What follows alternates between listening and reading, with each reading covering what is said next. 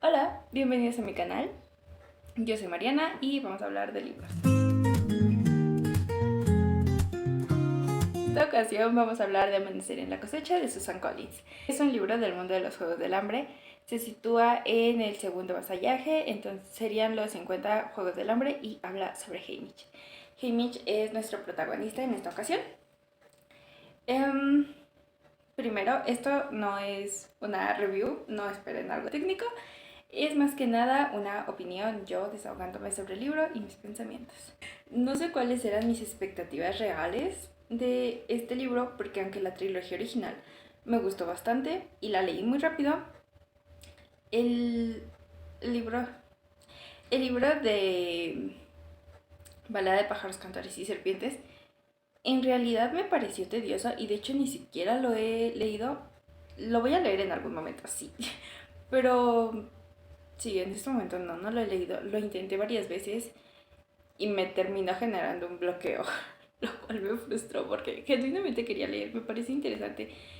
Y me gustó la película y sé que dejaron muchas cosas de lado, como siempre. Entonces, sí, en algún momento lo voy a leer, pero ahorita no. Y por lo mismo, porque tenía 3 libros que me habían gustado mucho y luego un libro que ni siquiera pude pasar de los primeros capítulos, no sabía qué esperar de este. Era un, no quiero poner mis expectativas altas, pero al mismo tiempo sí, porque es Susan Collins. Entonces, sí, llegué sin saber bien si me iba a gustar o no y al final me gustó bastante. Y no esperaba todo lo que pasa. Entonces, vamos a empezar con mi opinión sobre la historia. Primero, en la cosecha de Haymitch, creo que fue una de las escenas que más me sorprendió porque no esperaba que se diera de esa forma. I mean, entiendo que el Capitolio manipula muchas cosas, pero nunca me llegué a imaginar que fuera así. Porque cuando estaba leyendo esa escena y pasan primero a esta Maisley Donner y a Luella McCoy y luego pasan a Wyatt, fue como de, ok, viene Haymitch. Y de repente mencionan a Wobin, Wobin, no sé cómo se pronuncia el nombre, perdónenme. Pero lo mencionan a él, entonces luego yo, ok. Y luego pasa todo lo demás, de que sale corriendo, lo derriban, lo matan, se mete su mamá, se mete Leonardov, se mete Haymitch y es cuando lo agarran y le dicen como, ya tenemos un nuevo tributo. Y vuelven a montar todo. Es como, o sea, a Haymitch ni siquiera le tocaba. De los 4 vencedores que tenemos del Distrito 12, solo Pita fue seleccionado. Entonces sí, fue sorprendente esa escena. Porque de hecho después Haymitch menciona que en la retransmisión, cuando ni siquiera se nota el corte que hacen en la cosecha de las chicas y cuando pasa la cosecha de los chicos. Y es como entonces, ¿en cuántas cosas más el Capitolio está mintiendo? Sabemos que el Capitolio no es bueno, eso ya.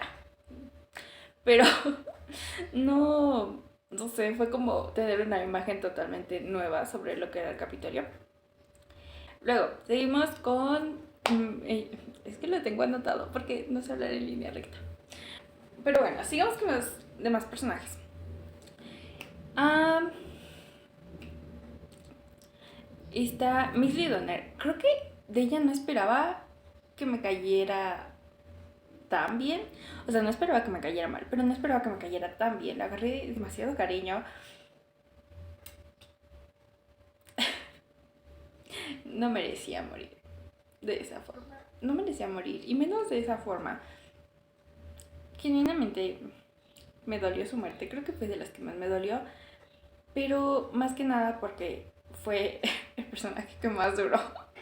Entonces, sí, le agarré más cariño. Luego a Wyatt, de Wyatt no tengo como tal buena opinión porque no lo vimos mucho. Creo que, contrario a lo que Haymitch pensaba de él, al final, cuando Maisie le cuenta que se sacrificó para salvar a Lulu, o Luela, incluso sabiendo que Lulu no tenía oportunidades de ganar, no tenía ni siquiera remotas posibilidades de ganar y aún así se sacrificó por ella. Creo que habla mucho el tipo de persona que era, pero aún así no pude generar un vínculo con él porque nuevamente no lo vemos mucho. Entonces, sí, es como, es un personaje que está ahí, pero para mí no, no tiene carga emocional para mí. Leonardo no simpatiza, no es un personaje que ame como he visto que varios han hecho, pero tampoco entiendo el odio que otros le tienen, porque al final de cuentas debemos de recordar que son niños, tienen 16 años. No podemos esperar algo maduro de su parte cuando solo tienen 16 años. Y por último tenemos a Luella McCoy, o a Lulu. De Luella creo que es un poco semejante a lo de Wyatt. La única diferencia es que Hamish sí le tenía cariño a Luella. Entonces podemos ver un poco más sobre eso, a lo contrario de lo que siempre estaba pensando de Wyatt. De Luella era una niña muy valiente, inclusive teniendo en cuenta que tenía solo 13 años. El hecho de que nunca se haya doblegado, que se le haya puesto incluso a esta Drusilla, fue muy trágica su muerte. No sé qué esperaba. Cuando leí también esa escena y decía que estaba en un charco de sangre y que la tributo que se había salvado de la arena había sido Luella, sí fue choqueante. Porque no es, o sea, sí esperaba que muriera, obviamente, pero en la arena, no afuera. Y luego tenemos a Lulu, que Lulu, a mi parecer, fue el personaje que más me dolió porque aunque de los demás les agarré cariño y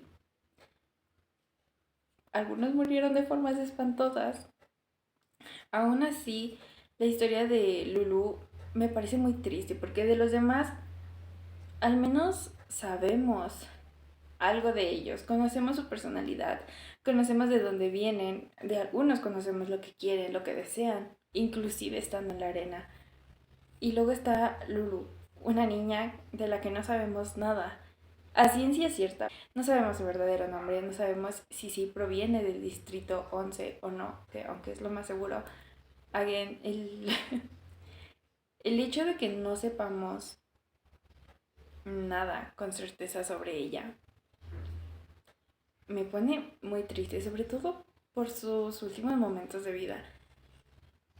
El hecho de que le hayan puesto un dispositivo que le suministraba drogas y por lo que sabemos un implante en el oído para que le decían algo o que lo escuchaban. Creo que fue en parte una gran demostración de el Capitolio, de lo crueles que son, porque aunque ya sabíamos de lo que eran capaces, el hecho de que la hayan terminado desquitándose con ella. Probablemente nadie que en algún momento la conoció sabía que esa era ella, que ese fue el destino que le tocó. Es muy triste porque los demás vivían en el recordatorio de alguien. Lulu no. Entonces sí, fue la muerte que más me pegó, honestamente. También está Ampert, que otra vez era un niño. Todos eran niños, todos, o adolescentes, pero Ampert, lo de Ampert también me pareció bastante cruel. No, primero, siempre era muy positivo, lo cual me apachurraba el corazón porque, pues, ya sabes que va a morir. No sabíamos en qué momento, pero sabíamos que iba a morir. Y luego teniendo a su papá como mentor y que él haya entrado a los juegos como castigo para Viti. Y el cómo murió, el que hayan creado mutos exclusivamente para matarlo. Y que el deseo de Viti era que su hijo muriera rápido y sin dolor. Y que los mutos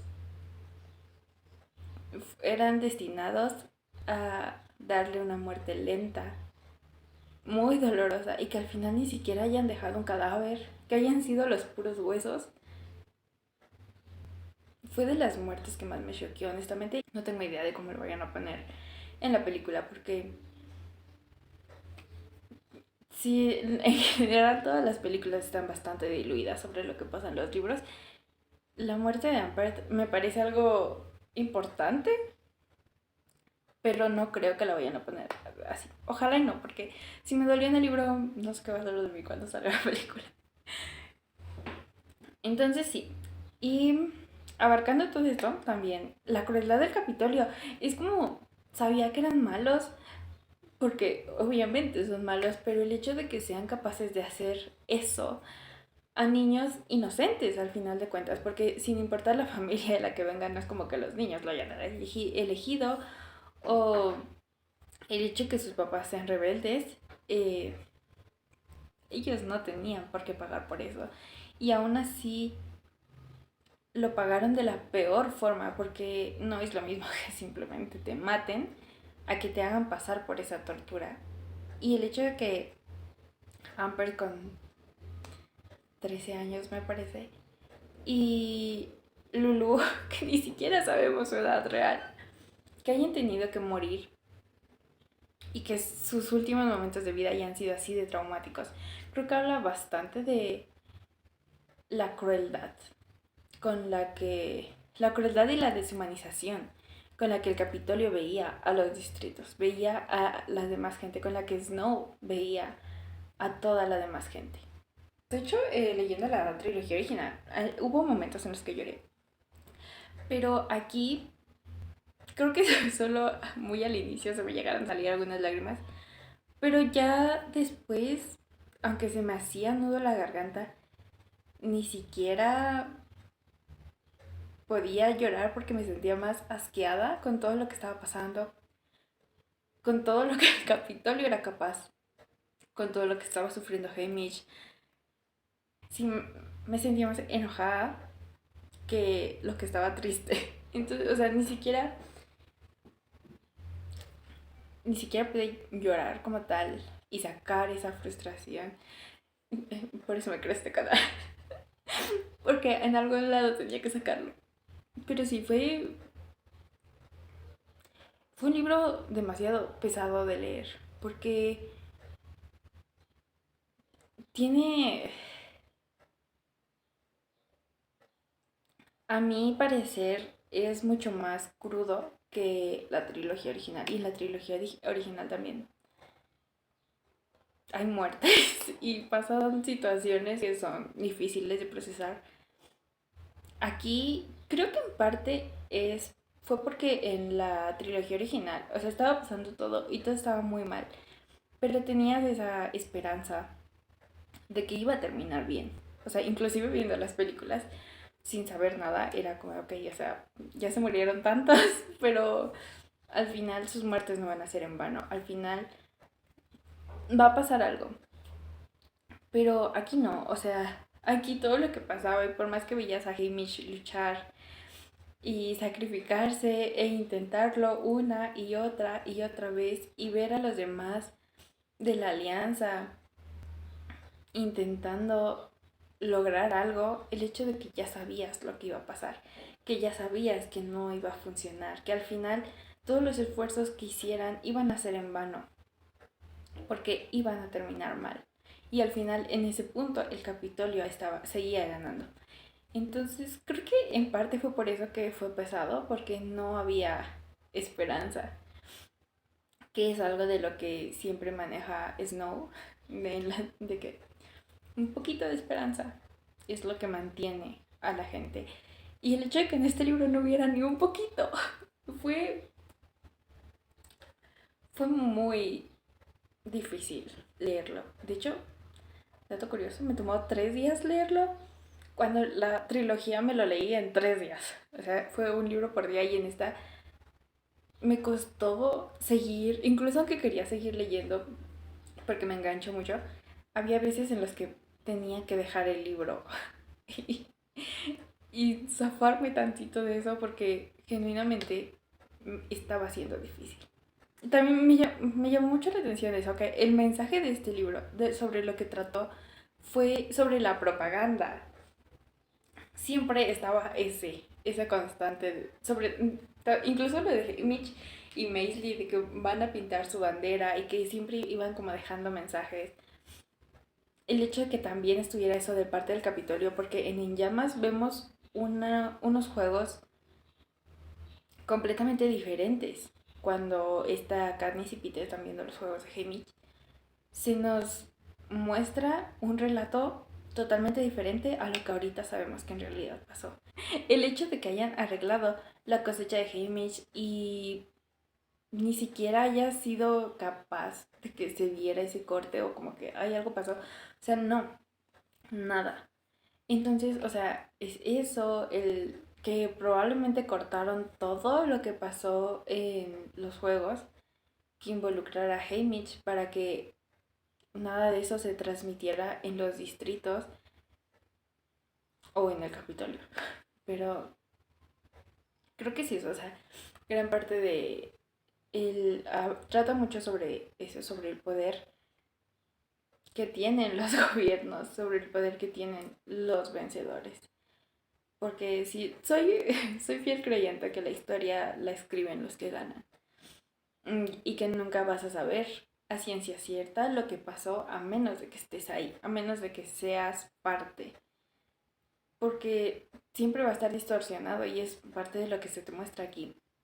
Que tenemos una versión de la historia, pero al final lo que salió al público, la historia que se siguió por muchos años, fue la que el Capitolio quiso y como él quiso.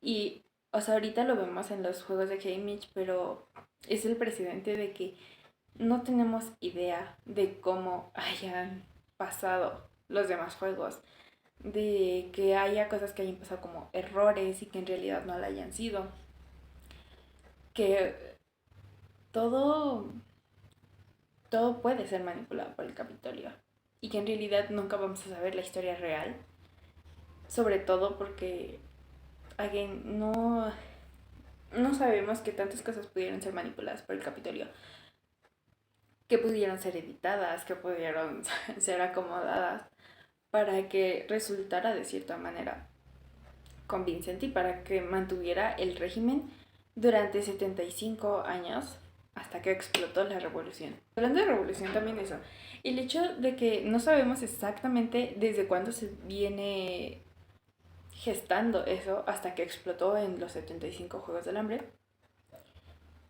el no tenemos idea, o sea, creo que yo creía que sí ya era desde antes de lo de Katniss, pero no tantos años antes.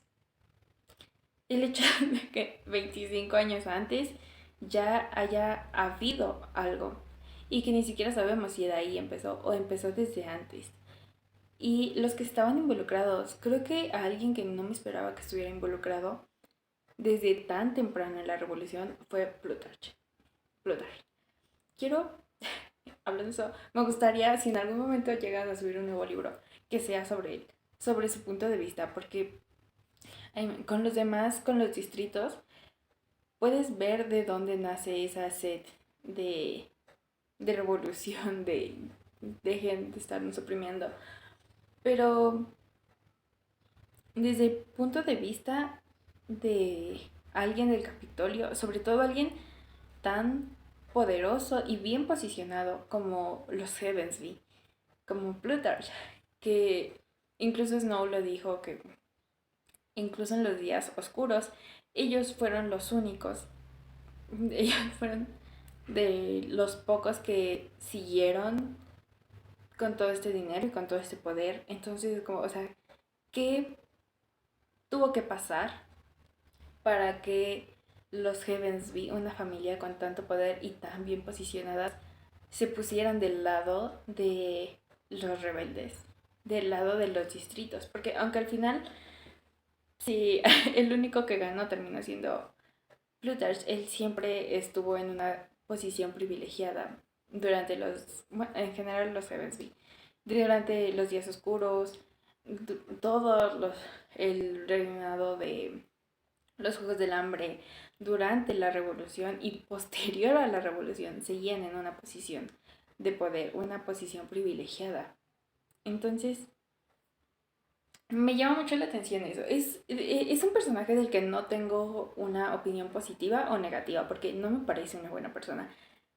Él lo dijo, no es una buena persona, pero tampoco puedo decir que es una mala persona o que es una persona detestable, porque tampoco creo que lo haya sido, pero creo que es uno de los personajes que actualmente me generan más intriga.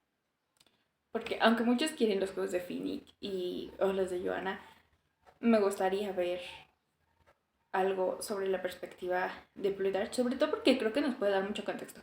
No solo sobre él como tal, sino sobre los pensamientos de una revolución desde el Capitolio, desde ese privilegio. Y aparte el hecho de que siempre estuvo ahí involucrado de una u otra forma con los juegos, nos puede dar bastante sobre los tributos que eran rebeldes, los que no, cómo se fue gestando todo esto y cómo una revolución no se da en cuestión de días, en cuestión de meses. Lleva mucho tiempo, sobre todo en un régimen tan controlado como lo era Panem. No sé, me llama mucho la atención eso.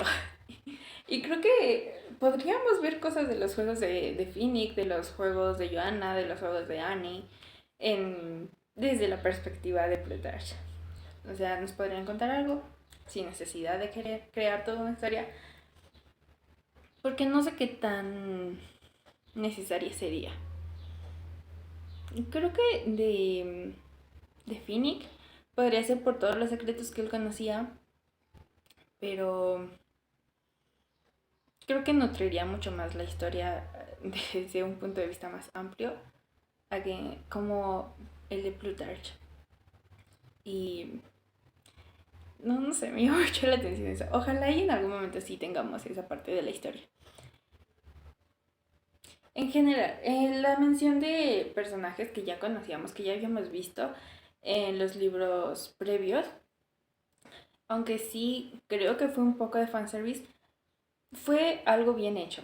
Porque hay veces en las que por darles el gusto a los lectores, se terminan perdiendo ciertas cosas y terminan quedando ciertas cosas inconclusas o que no tienen sentido. Y en este caso no es así. En este caso creo que todas las apariciones están bien justificadas. Inclusive las que no teníamos, de las que menos nos imaginábamos que... Creo que ninguno nos esperábamos realmente la aparición de Effie. Y sobre todo tan temprano en el libro. Creo que, o sea, esperaba verla, pero al final de la historia y no a la mitad. Pero, mm, sí, o sea, todo está bien justificado. Todo estuvo bien hecho. Es una historia bien escrita. Me gusta cómo todo se une, cómo todo tiene más sentido. Y sí, estoy emocionada por la película. Pero por ahora, creo que eso es todo. Dije que esto no es una reseña, pero solo como dato, le di 5 estrellas. De manera objetiva. Porque de manera subjetiva le di 4. Y ni siquiera porque estuviera mal escrito, sino porque me hizo sufrir mucho. Y no le podía dar menos. Pero sí, fue por eso. Pero en general, de manera objetiva, fueron 5 estrellas. Está bien escrito, está bien desarrollado, los personajes están bien. Y bueno, eso es todo por el video de hoy. Espero que les haya gustado. Intentaré traer un mejor resumen. Bueno, una plática más lineal para el siguiente video. Y creo que eso es todo por hoy. Entonces, sí. Muchas gracias por ver el video. Si llegaron hasta acá, muchas gracias. Espero que les haya gustado. Me gustaría leer sus opiniones en comentarios. Que hablemos.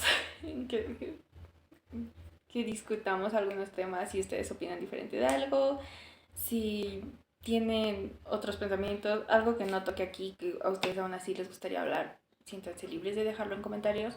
Voy a estar leyéndolos y respondiéndolos. Entonces sí, muchas gracias. Nos vemos. Chao, chao.